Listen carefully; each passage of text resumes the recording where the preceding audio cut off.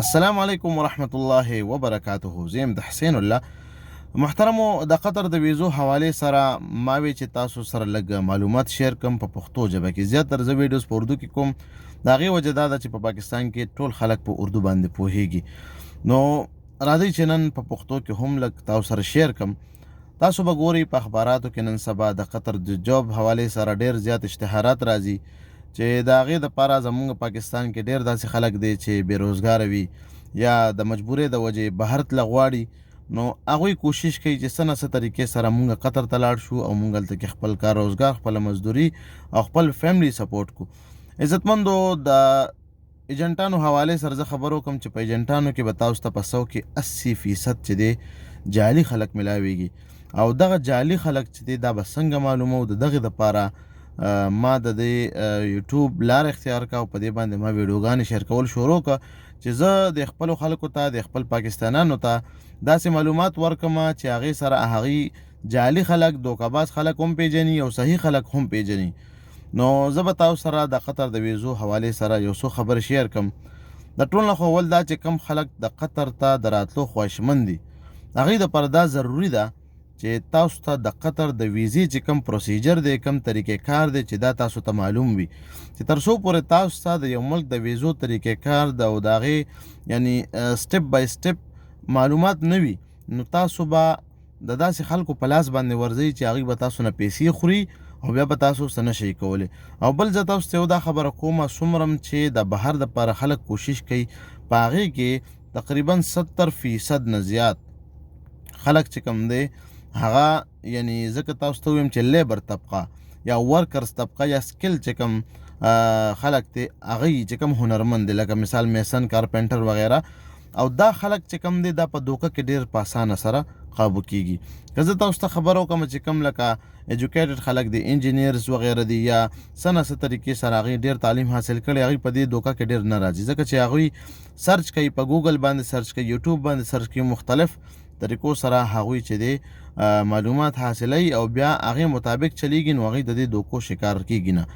ځکه تقریبا د 2 کالو نه زه د یوټیوب چینل چلوم، په دې باندې چې زه څومره خلک ما سره رابطه کوي، څومره رابطه کیږي، د هغې مطابق زه چې وګورم نو زیاتر خلک چې کوم د دوکو شکار کیږي، په هغې کې زیاتر چې کوم تعداد دی هغه هم د دغه خلکو دی. نو زه به نن تاسو سره ډیټیل سره په دې باندې خبرې وکړم چې کوم خلک نه دي پوه په دې سیسټم باندې، هغوی به هم پوه شي او تاسو به د دوکو نه بچ کیږئ. د ټولو نه اول خبره ده چې کله تاسو په اخبار کې اشتهار وګورئ او تاسو هغه ایجنسۍ ته کال وکئ یا ورشئ، ډاکومنټس هغه به تاسو ته اول وي چې خپل پاسپورټ راوړه، تصویر راوړه، شناختي کارت راوړه، مونږ ته جمع کا، یو هفته کې به تا پسې میډیکل لپاره کال وشي. د ټول نه اول سټپ چې کوم دی، د ټول نه اول دوکه دلته نه سټارټ شوه. د قطر ویزو حوالې سره چې کوم طریقې کار دی عزتمندو، هغه د سعودي یا د دوبۍ، UAE وغیره د دغه په شان دی نه دی. د قطر دپاره چې کله تاسو میډیکل کوئ، د میډیکل نه مخکې به ستاسو ویزې دپاره ډاکومنټ سبمیټ کیږي. په قطر کې به ستاسو چې کوم سپانسر دی یا ستاسو کومه کمپني ده یا تاسو ته کومه کمپني ویزه درکوي، هغوی به ستاسو ډاکومنټس په قطر کې جمع کوي. او دا ډاکومنټس کې څه څه پکار دي دا هم ګورئ. بعضې کمپنو والا تاسو نه چې دی ټول ډاکومنټس غواړي. د ویزې دپاره چې کوم انیشیل ډاکومنټس دي اول سټیج کې صرف پاسپورټ پکار دی او ستاسو چې کوم پولیو ویکسینیشن کارت دی. پولیو چې کوم د ماشومان کمې خطرې چې په خوله کې هم دغه شان دی، یو 2-3 خطرې چې دی په هیلث سنټرو کې، هسپتالونو کې اچئ او پاسپورټ به یوسئ، تاسو ته یو کارت درکړي، هغې ته پولیو ویکسینیشن کارت وایي. هغه کارت او پاسپورټ کاپي چې دی دا جمع شي، د ویزې دپاره اپلای وکړي، نو تاسو ته چې کله یو ایجنټ ووایي چې یاره ته راشه میډیکل وکړه، د میډیکل نه مخکې لازم ده چې تاسو سره د ویزې نمبر وي.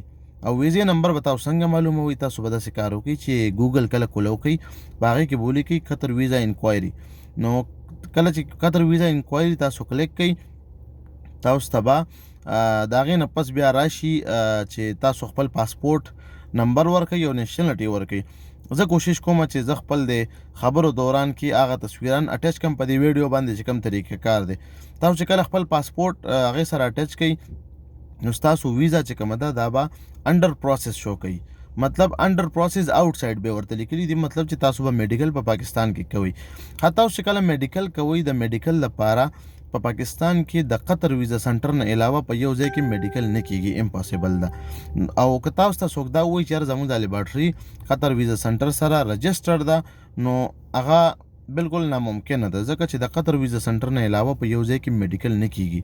او که تاسو کنفرم کول غواړئ تاسو په ګوګل کې سرچ کړئ قطر ویزا سنټر چې کوم کنټیکټ نمبر دی تاسو هغې سره رابطه وکړئ، د هغې نه به هم تاسو ته معلومات ملو شي. تاسو چې کله میډیکل لپاره ځئ د میډیکل لپاره چې کوم پیپر ده د میډیکل لپاره چې کوم اپوینټمنټ لیټر دی هغه هم زه په دې ویډیو باندې اټیچ کوم، تاسو ته به دا ښکاري.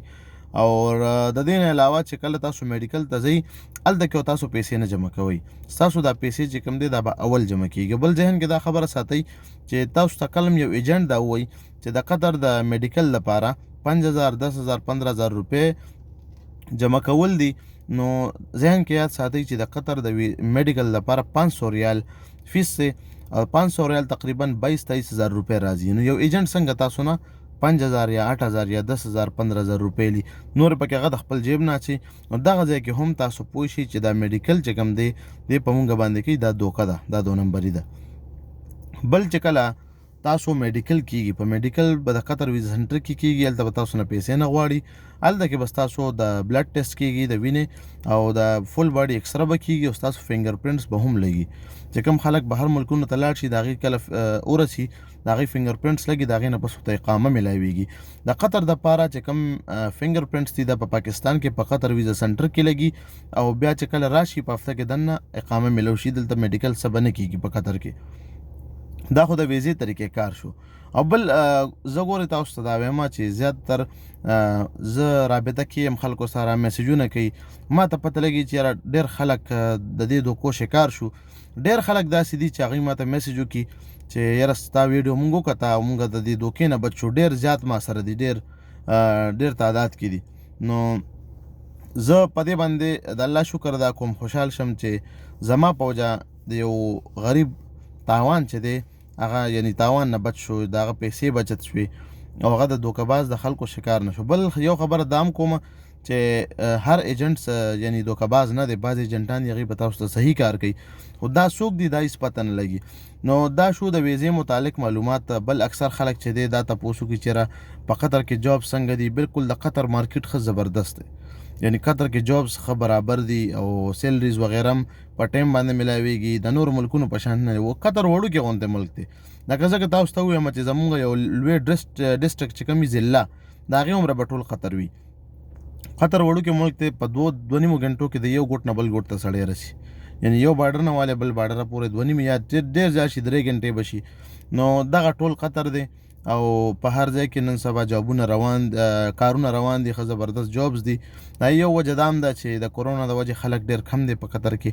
نو چې کوم خلک راتلل غواړي قطر ته هغوی کوشش کوي چې د دې خبرو احتیاط لري. او بل چې څوک هم قطر ته راځي د هغې دپاره به انشاءالله زه یو ویډیو شیر کوم چې د قطر د راتلو نه چې کله ستاسو ویزه ولګي او تاسو راځئ قطر ته، تاسو سره کم کم څیزونه پکار دي لازم چې تاسو بیا مشکلات شکار کیږئ نه. نو دا خبره شوه د دغې څیزونو. بل اکثر خلک تپوس وکړي چې کوم لیبر کې راځي یا نور څه چېرې قطر کې تنخواګانې څنګه دي. په قطر کې د قطر حکومت اعلان کړی دی چې د ټول نه کم تنخوا به 1000 ریالي، او که تاسو ته کمپني د رهایش دپاره ځای نه درکوي 500 به ورسره نور هم درکوي، مطلب 1500.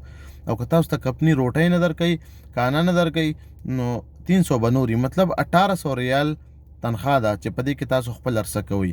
او که نه تاسو ته کمپني خوراک هم درکوي او اوسېدو دپاره ځای هم درکوي، تاسو تګ راتګ هم کوي د کمپنۍ په ذمه باندې وي، نو د ټول نه کمه تنخوا بغیر د اوور ټایمه د 8 غنټو چې کومه ده 1000 ریال تنخوا ده. خو دې نه علاوه پکې هر کمپني چې دی 10 غنټې کار کوي مطلب 2 غنټې اوور ټایم، نو د لیبر د کم نه کمه تنخوا چې کومه راځي 1300-1400 پورې تنخوا راځي. د دې نه علاوه هر څه د کمپنۍ په سر باندې وي. دا خو کم نه کم ما یاد کړه، خو زیاتتر چې کوم بیا دی کې میسني کارپنټر د هغې 1500-2000 پورې وي. مختلف تنخواګانې دي، د هرې کمپنۍ ځان ته یو بجټ دی، یو لیمټ دی، د هغې کې دننه چلیږي. بل اخر کې زه یو خبره کوم چې زه هر ویډیو کې کوم چې زما کوشش دی چې خلکو ته صحیح انفارمیشن ورکم، هغوی ته د قطر حوالې سره معلومات ورکم. او زه په خپله نه د ویزو کار کوم، نه زه ایجنټ یم. نو تاسو مهرباني کوئ، کوشش به کوئ چې زما نه به د ویزو ډیمانډ نه کوئ، زما نه به دا ډیمانډ هم نه کوئ چې موږ ته د داسې یو کس نمبر راځي چې هغه د ویزو کار کوي. زه نه پیژنم، بالکل ما سره معلومات نشته دی. زه په قطر کې یم، زه خپل ځاني زمونږ داسې رشته داران اکثر هغوی وایي چې ویزه په کار ده. نو زه خپله کوشش کوم چې داسې د بروسې والا سړی ماته میلو شي چې یو ویزه ترې والم. نو مهرباني کوئ دغه معلومات ما نه مه کوئ، او ټولو ملګرو سره ویډیو شیر کړئ چې خلک ته فایده والي. او انشاءالله راځو به تاسو سره به مختلف ټاپکس باندې ویډیوګانې شیر کوو. دعاګانې کوم یاد ساتئ. الله په امان. السلام علیکم.